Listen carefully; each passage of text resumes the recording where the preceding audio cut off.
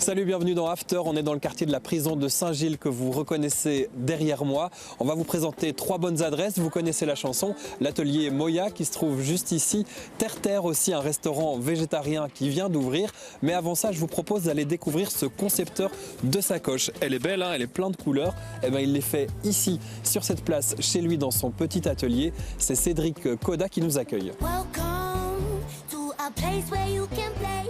Et le tout petit atelier de Cédric Coda, c'est ici. Bonjour Cédric.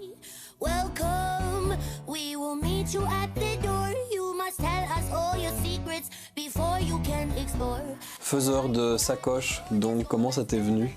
Quand j'ai voulu changer un peu d'orientation professionnelle, j'ai appris plaisir à ce moment-là à coudre. Et donc j'ai fait pour des amis des sacs à leur demande.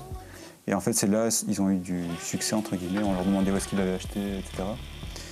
Et donc c'est là que sont venues les premières commandes. C'est mon nouvel achat, c'est une machine industrielle d'occasion. Et ça me permet en fait de coudre des matières vraiment épaisses. Je fabrique des sacs, principalement matières récupérées. Et donc j'ai commencé vraiment avec des toiles très légères comme ceci, comme des toiles de parapente, de kitesurf, etc. Et puis j'ai multiplié les matières et les récup. Et du coup là il y a du faux cuir, ça m'arrive d'utiliser du cuir, de la bâche publicitaire, des bâches de camion aussi. Et avec une machine comme ça, tout passe. C'est un peu ta marque de fabrique. Ma marque de fabrique, c'est les couleurs plutôt flash et ouais, les assemblages de matières. Comment et quand t'as appris à coudre? J'ai jamais pris de cours, en fait c'est en essayant. Et alors aussi ce que j'ai réalisé en me lançant dans cette activité, c'est aussi en regardant ma grand-mère coudre quand j'étais enfant. Je passais pas mal de temps chez elle et du coup je la regardais souvent coudre. Ça c'est des faces qui attendent de devenir des bananes. Et donc je prépare quand je suis inspiré, que j'ai des morceaux, des petites récup, des bandes de tissu. Mais j'assemble selon les couleurs qui me viennent. Ça c'est le fameux format. Le grand. On peut mettre le livre. On peut mettre le livre, on peut mettre un roman et pas un poche. On peut mettre un grand roman avec une bouteille d'eau, etc. Et puis est venue par la suite une que moi j'utilise au quotidien, c'est une petite banane, donc qui se porte plutôt près du corps comme ça. Et puis je fais aussi des sacs pour les vélos. Avec encore plus de technique alors. Les sacoches, les bananes commencent, il y a ce modèle-ci qui est autour de 75 €. Et puis on monte à une centaine d'euros pour l'autre plus grand format. Et les sacs de vélo sont autour de 150. Je suis un petit peu actif sur Instagram, pas trop mais un petit peu. Et du coup les boutiques, ici à Saint-Gilles il y a Human, chaussée de Charleroi. En centre-ville, il y a la chouette boutique Moiré. Et puis la troisième, c'est dans les Marolles. C'est le 128 rue Blas. Ça, c'est une pièce qui vient des parapentes. Un des premiers tissus que j'ai récupéré, c'était 2 toiles de parapente. Grâce à une connaissance que je remercie. Et en fait, parapente, c'est un matériau qui est assez génial. Et surtout, j'avais une quantité gigantesque. Donc j'avais 2 énormes sacs. Et donc j'ai pas mal bossé à partir de parapente. On l'oublie souvent, mais le briquet, c'est aussi un outil du couturier. Il y a beaucoup de commerces, des restaurants aussi, et dont Terre qu'on va aller découvrir tout à l'heure. Tu connais? Bonne adresse, ouais. Tofu maison. On mange bien. Avec des sauces, du végétarien, des sauces au top. Oui, c'est bon. Terre, c'est la fabrique végétale dédiée au tofu fait maison. On va aller voir comment on fait du tofu maison. Ça se passe dans les cuisines de ce restaurant.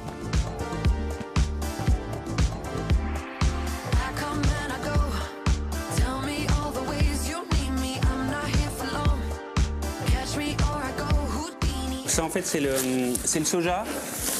C'est la base du tofu. Donc c'est une légumineuse, c'est un peu comme des pois chiches quoi.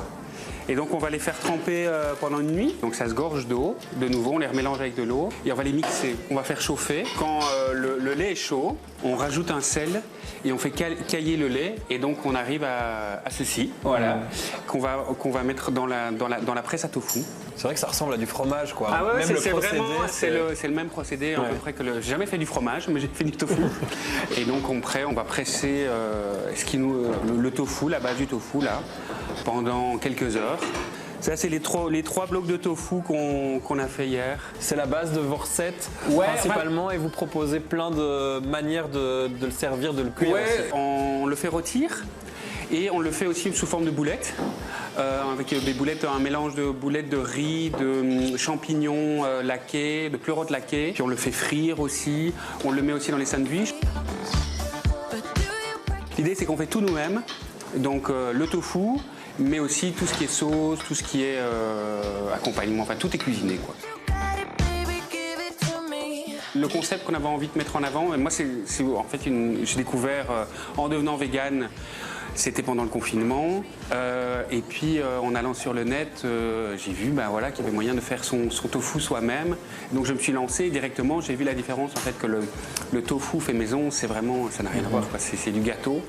Et du coup, j'ai commencé à en faire chez nous régulièrement, plus ou moins régulièrement, et puis l'idée m'est venue vraiment d'en faire mon métier. Donc c'est un peu un changement de vie. On a tout lâché pour lancer un restaurant vegan. En étant vegan, on s'est rendu compte que c'était vraiment difficile de manger à l'extérieur de cette manière-là. Et on s'est dit, mais en fait, faisons-le, lançons-nous. Et aussi, surtout, peut-être même, c'était de prouver ou de démontrer que le vegan, c'est pas triste. La clientèle n'est pas forcément végane, pas forcément du tout en fait. Pas du tout, en fait, pas du tout. Je pense que, déjà de toute façon, la communauté végane à Bruxelles, je pense pas que ce soit énorme. Mais ici, je pense que les gens viennent justement simplement pour les saveurs. Et je ne sais pas si c'est vraiment une démarche consciente d'essayer de prendre soin d'eux, je ne sais pas. Mais je pense qu'en fait, c'est vraiment gourmand. Le week-end, vous avez une offre brunch. Ouais. Et franchement, je pense que c'est... En plus de ces plats délicieux qui arrivent, je vois. Et merci Alice. On a souvent des retours très très positifs sur le tofu et c'est notamment par le fait qu'il est hyper frais, mais surtout il imbibe vraiment la sauce en fait. Et donc ça donne, justement personne ne dit votre tofu n'a pas de goût. Ouais, parce que parfois c'est vrai que c'est un peu l'image qu'on va avoir du tofu qu'on achète dans les supermarchés. Tout le temps. Et donc voilà, ici c'est vrai que sa texture, son onctuosité fait qu'il absorbe vraiment toute la sauce ici, la sauce cacahuète.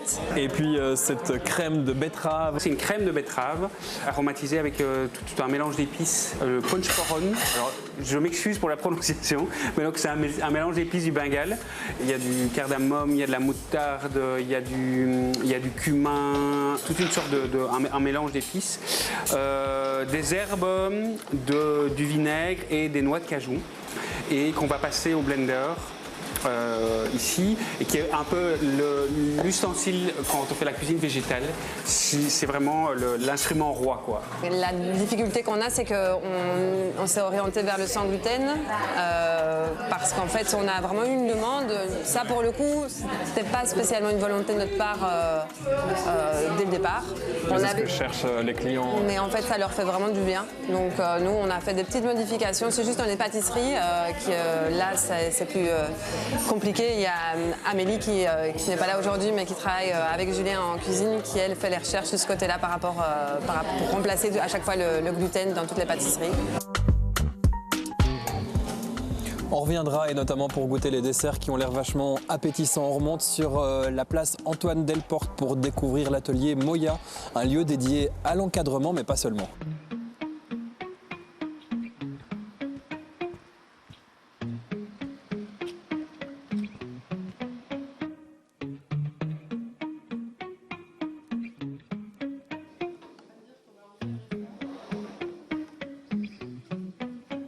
Tu es encadreuse, Morgane, c'est le nom de ton métier, c'est comme ça qu'on dit? Je fais de l'encadrement sur mesure, donc pour monsieur, madame, tout le monde, pour des galeries, pour des musées.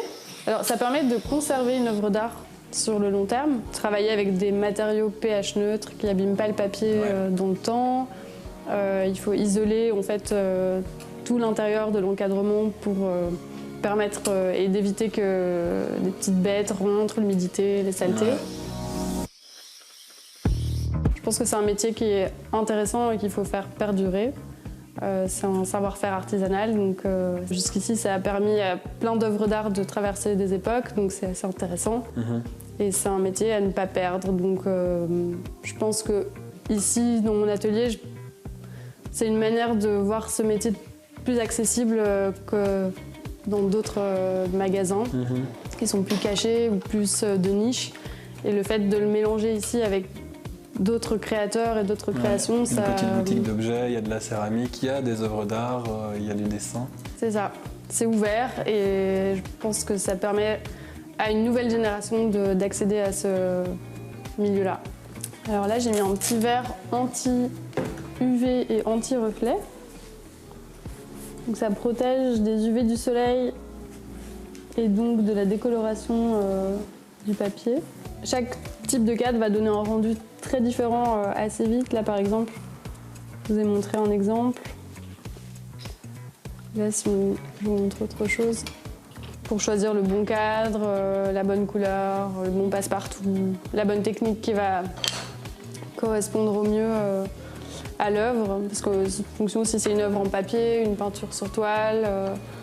Il y a des papiers beaucoup plus délicats que d'autres, il y a des choses beaucoup plus épaisses, donc c'est plus difficile à encadrer. Il y a des gens qui encadrent des objets, des tissus, des t-shirts de foot. J'ai déjà fait des maillots de foot. Des petits clous,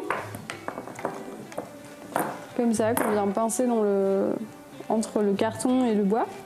Ça permet de tout faire tenir ensemble. Faut juste faire attention à ne pas dépasser de l'autre côté. Là, c'est du collage, donc c'est Léonie Persin qui a fait une petite expo ici au mois d'octobre. C'est des études de composition, donc elle découpe des petites images dans des journaux et elle travaille un peu les contrastes entre les images. Et toi, tu les as encadrées du coup, ces œuvres? Et moi, je les ai encadrées parce que son travail me parle. Et je trouve que les images sont assez touchantes et on s'y projette, on peut imaginer un peu tout un univers. Là, en l'occurrence, c'est ma maman qui fait ces petits pots et qui décore un peu toute la boutique pour l'instant. Ah oui, c'est ça. T'as de l'aide familiale. J'ai de l'aide familiale, j'ai beaucoup d'amis artisans et artistes. Donc on s'entraide en affichant un peu nos travaux un peu partout. Parce que tu as la place, tu as une belle vitrine ici, donc ça vaut la peine aussi de la mettre en avant et de faire profiter ouais, tout le j'ai quartier. une belle vitrine, j'ai un grand jardin et un château juste là. Donc il faut en faire profiter tout le monde. C'est mon assistant déballage de colis. C'est un atout en tout cas dans l'atelier. Encore un quartier à découvrir, le Haut de Saint-Gilles. Merci de nous avoir suivis dans After. Je vous retrouve très bientôt pour un autre quartier et un autre numéro.